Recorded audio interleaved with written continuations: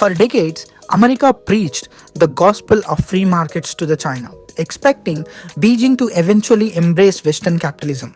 But what if opposite happened? What if America is the one adapting Chinese economic policies? That's exactly what's happening now. According to Michael Foreman, former US Trade Representative and current President of Council on Foreign Relations, calls this China policy with American characteristics. Let's unpack this remarkable role of reversal. So, picture Washington in the late 1990s. The Cold War is over and America stands triumph as the world's sole superpower. And there is this unshakable belief that if we bring China into the global economic system, let them join WTO, open markets, reduce tariffs, they will eventually start to look more like us.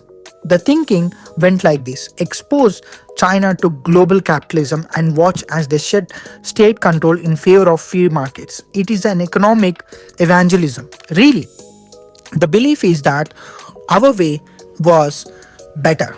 But inevitably, and for a while, it seemed like working. Under leaders like Jiang Zemin and Zhu Rongji, China was cutting back on state enterprises, encouraging private businesses, and integrating into global economy. When China joined the WTO in 2001, champagne corks popped into Washington. Mission accomplished, or so the Americans thought. But then something unexpected happened. The student refused to follow the teacher's path. Under Hu Jintao and especially Xi Jinping, China did not just pass its march towards Western style capitalism, it reversed course. Beijing doubled down on state driven development. They poured mountains of cash into strategic sectors. They subsidized national champions. They protected key industries from foreign competition. And the results, by 2023, China accounted for nearly 30% of global manufacturing output. And now it's a triple of its share than just 2 decades earlier. Whether it's solar panels, electrical vehicles, or rare earth minerals, China was dominating it.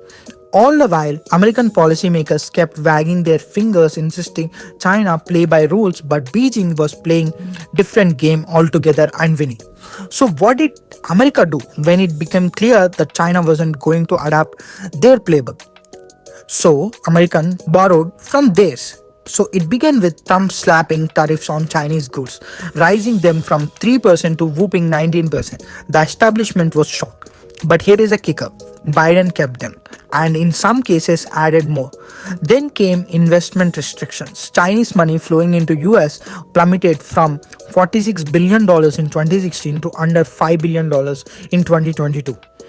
Now, Washington also began limiting how much US companies could invest in China.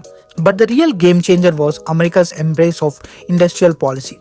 Through CHIPS Act and Inflation Reduction Act, worth of 1.6 trillion combined, the US government started pumping more serious money into homegrown manufacturing and tech.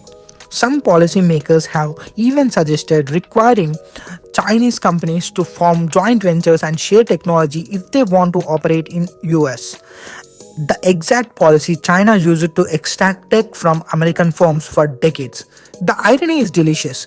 The very practices we once condemned as unfair and market distorting are now the pillars of American economic strategy. But here is where it gets complicated. China has advantages America doesn't when it comes to state-directed capitalism.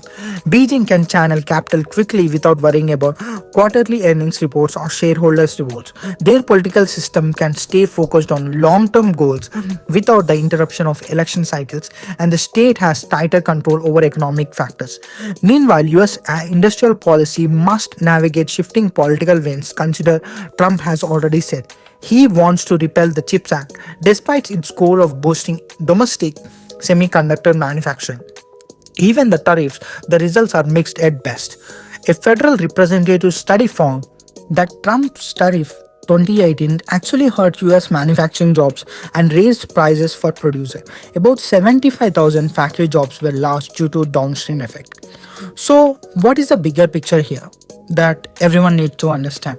As Michael Foreman puts it, Washington is already living in Beijing's world.